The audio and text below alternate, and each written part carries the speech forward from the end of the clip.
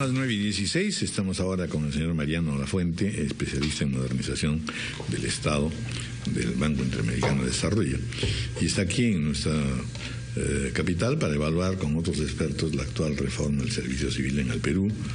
Se ha preparado para ello un documento, diagnóstico institucional del servicio civil en América Latina, el caso del Perú.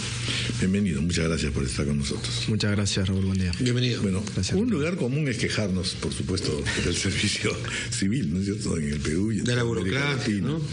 Y la permisología, y la burocracia, en fin, varias cosas. El informe, sin embargo, en el que han participado varios expertos, resulta alentador porque se acepta que hay avances importantes, notables en la reforma del servicio civil, aunque entiendo que será un proceso también de mediano plazo, ¿no es cierto?, que no es tan fácil. Una de las cosas que además hace que el tema del servicio civil se complique es que está muy mezclado con los gobiernos sucesivos. O sea, cada gobierno crea inventar la pólvora y manejarse las cosas de una manera distinta, y donde también median una serie de intereses políticos que no hay que ocultar. Así que me sorprende ver que el Perú ha logrado avances notables según el estudio del BIT. Bueno, gracias, Raúl. Bienvenido. Muchas gracias. Solo para explicar de qué se trata el estudio, ¿no? Básicamente, en el 2003 los países de América Latina suscribieron un acuerdo, un tratado internacional, que es la Carta Iberoamericana de la Función Pública, donde identifican buenas prácticas en gestión de recursos humanos en el sector público, ¿sí?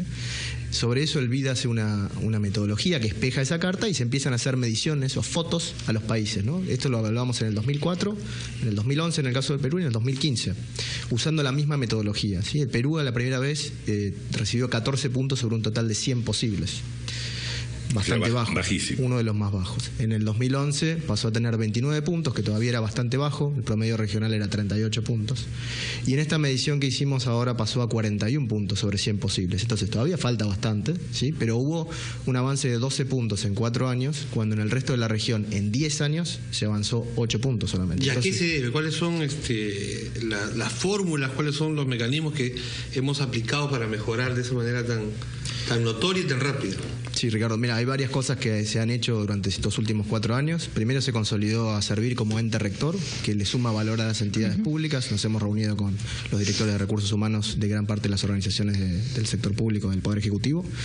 En segundo lugar, se expandió y se consolidó el cuerpo de gerentes públicos como un cuadro de directivos públicos separado del resto de los servidores de carrera, profesionalizados, que es una reforma que solamente tienen Chile y Perú en América Latina. Se ha aumentado en 16% el número de servidores públicos con título universitario, por ejemplo. Se ha creado la Escuela Nacional de Administración Pública y se ha implementado. Y lo más importante, creo yo, se aprobó la Ley del Servicio Civil hace 2 años, se reglamentó en 1 año, hay países que no la reglamentan en 20 años, y se empezó a implementar. Hoy el 95% de las entidades del Poder Ejecutivo están en este régimen de tránsito para pasar al nuevo régimen de servicio civil. ¿Cuándo debiera notarse estos cambios que se han hecho en que el sistema sea más eficiente para el usuario, digamos, ¿no? Sin dudas, ese es el objetivo final. Yo creo que el Estado igual está... Este es un proceso que lleva 6 años, según la ley. El Estado se dio a sí mismo 6 años para hacer esta reforma, recién va 1 año desde la iniciación.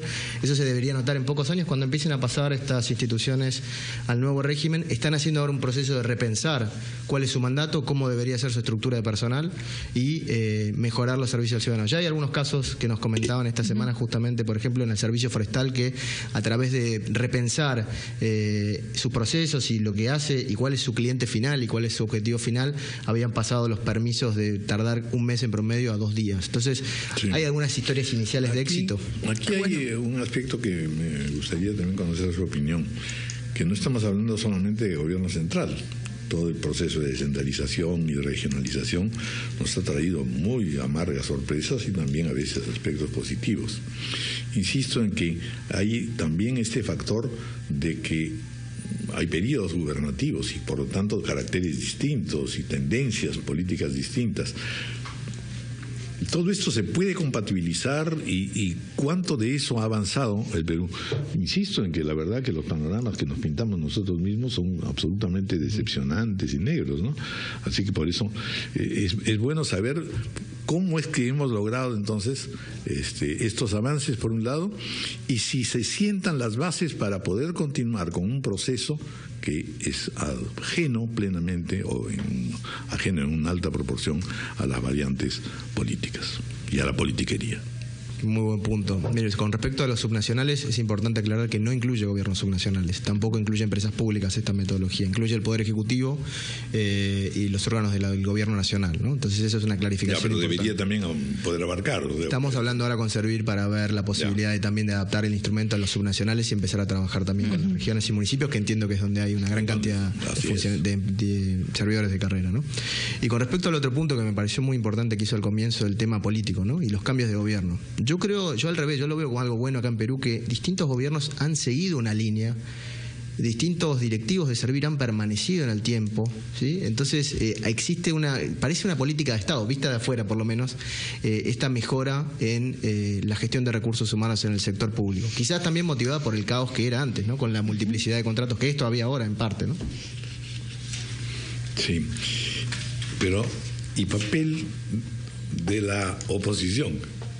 Siempre va a haber eso, ¿no es cierto? Claro. El gobierno está actuando, tiene, digamos, una política continua de diversas administraciones, pero siempre hay opositores. ¿Cómo se hace? Bueno, esto es una ley, ¿no? Se aprobó en el Congreso, entonces lo aprobaron los partidos políticos, se está implementando, puede pasar.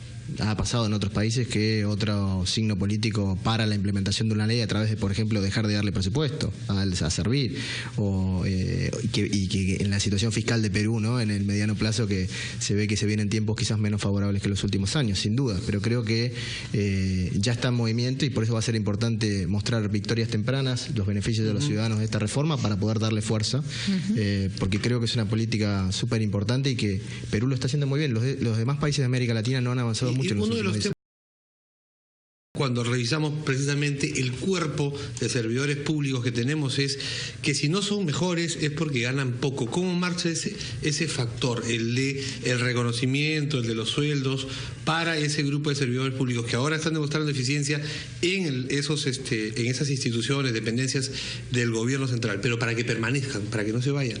Excelente punto, Ricardo. De hecho, la gestión de las compensaciones y la gestión del desempeño, que sería la evaluación del desempeño, son las dos áreas donde Perú tuvo menores puntajes, porque eso se va a ver recién cuando se implemente del todo la ley. Eso es común en toda la región de todas formas, pero el problema de la atracción y retención de buen capital humano idóneo en el sector público a nivel profesional, gerencial, sin dudas es un desafío muy importante que todavía no está resuelto. Por eso 41 de 100 puntos, ¿no? Tampoco es que se ha avanzado tanto. Antes que se vayan a resolver. ¿Cuáles son los países que más han avanzado? Mire, en los últimos años de los países que más avanzó, no los que se han quedado, uno es Perú, ¿no? O sea, Chile es un país que ha avanzado, tiene 67 puntos en la escala, pero también una medida que va sumando puntos según esta metodología, que primero empieza con ordenar la casa. Si uno ordena la casa ya sube unos puntos, ¿no? Entonces, de los países que más han avanzado han sido los que estaban quizás en una línea de base más baja, ¿no? Como el caso de Perú, Paraguay, República Dominicana, y países como Colombia, Brasil, Uruguay, Costa Rica, que tenían servicios civiles quizás más tradicionales de carrera, no han introducido nuevas reformas y no han tocado a esta gran masa de servidores de carrera, ¿no? Y Chile tampoco, por ejemplo. Perú creo que está haciendo un trabajo innovador, valiente, que los países más desarrollados de la OCDE ya lo han hecho hace muchos años, también después de décadas de implementación, pero que en este caso creo que es importante reconocer a Perú en esta política pública. Bueno, una muy buena noticia, la verdad. Nosotros necesitamos este tipo de noticias y de alientos. Muchas gracias, señor Mariano Lafuente. Un gusto, muchas gracias a los tres. Buen día. Buen día, suerte. 9:24 de la mañana.